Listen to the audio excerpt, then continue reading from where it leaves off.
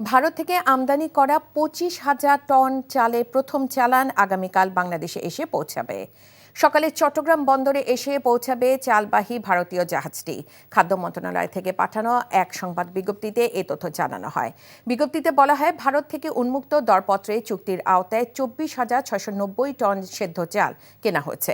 এটি বর্তমান অন্তর্বর্তী সরকারের সময় আমদানি চুক্তি করা চালের প্রথম চালান।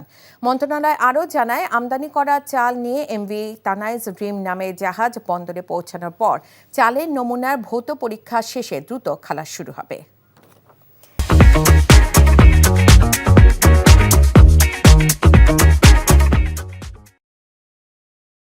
চাকরি পেয়ে গেছি। চাকরি? আপনার কি কোনো কমন সেন্স নেই? আপনি একটা মানুষের বাসায় ঢুকে পড়ছেন কিভাবে? বাসায় প্রবেশের কি নিষেধ আছে নাকি? এই অসময়ে ছাদে আসার কারণ কি? নতুন করে কারো প্রেমে পড়লেন নাকি? আমি আকাশ দেখছিলাম, আকাশ দেখতে দেখতে হারিয়ে গেলাম, হঠাৎ করে আপনি আসলেন।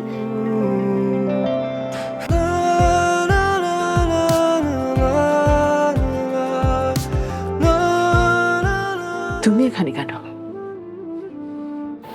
আমার অনুমতি নিয়ে এখানে আসা উচিত ছিল তোমার। মা, এই ছবিটা কার? আমার ম্যাডাম এই ছবিটা দেখে প্রতিদিন কাঁদে কেন মা?